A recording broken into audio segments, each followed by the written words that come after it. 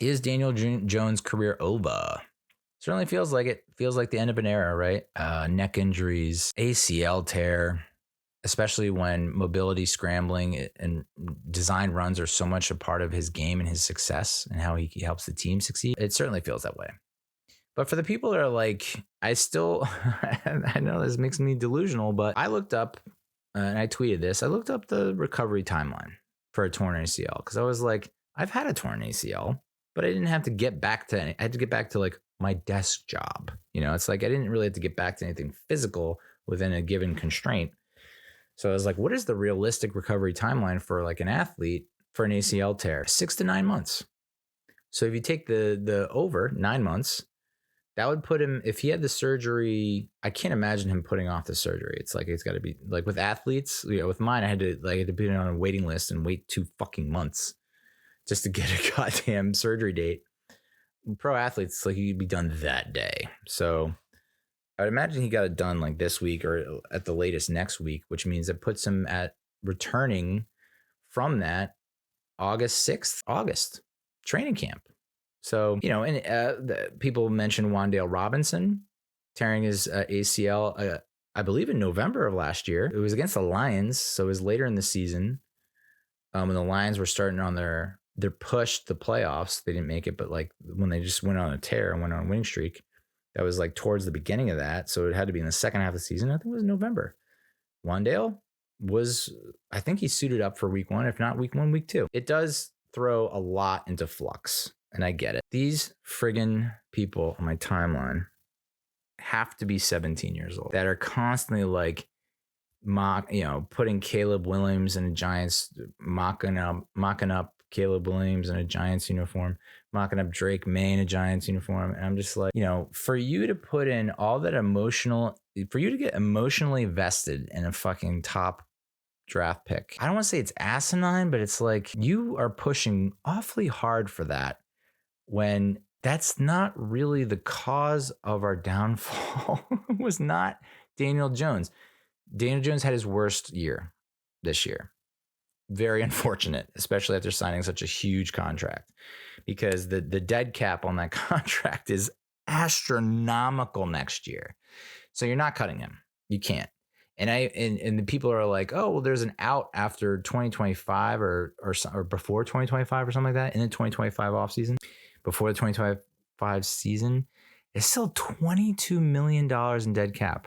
So 2024, if we cut him before that season, I think it's like $69 million in dead cap, which is you can't do that. I don't know if there's some kind of injury clause that you can like pull that fucking lever now. Like if there's an insurance out, like hopefully, but yeah, 67 dead cap for 2024, 22. We didn't even like, who have we cut that's had that much dead cap? Galladay? How much was Galladay's dead cap? I don't think it was 22 million.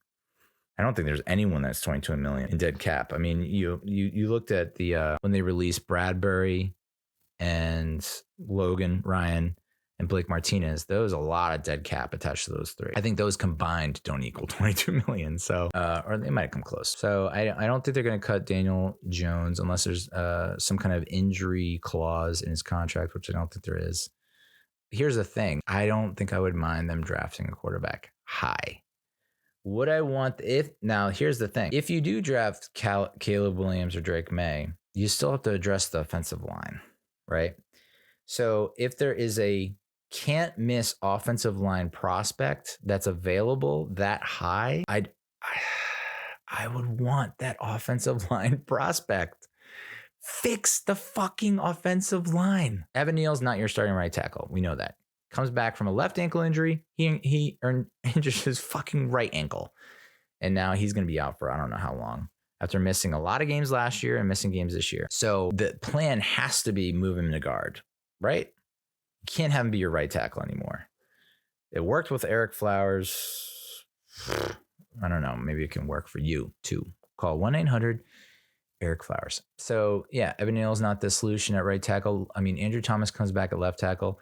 He admitted he had one of his worst games and still looks so good on the clips that I see and the replays that I see. It's like he's still, like, even when he looks like he's beat, he somehow is able to recover and make the block. So nice to have him back. And it does look like we now might have the potential to get Caleb Williams or Drake May. I hated those tweets so goddamn much. Just constantly hitting us with a barrage of, oh, so-and-so won. And like, if we can move up to the third. And it was like, I know we just lost the Jets, but come on, dude. We still, like I put out a video why I still think the Giants can make the playoffs, even though I said that if they lose to the Jets or Commanders, they're basically out. I was like, we're still considering how other NFC teams are performing. That 7 slot is wide open. Kirk Cousins goes down. So like, you think the Vikings might lose a lot of games, and Commanders are looking a little uneven and consistent.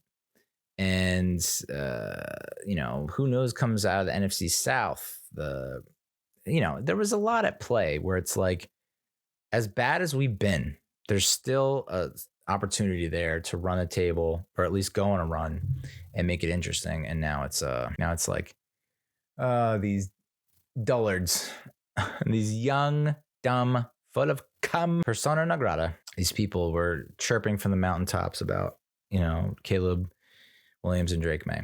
And now there's like, people are love to argue, I guess. Caleb Williams like loses in dramatic fashion in Washington, hops into the stands with his mom, covers his face, and starts bawling, weeping, crying. And someone made a comment that I follow.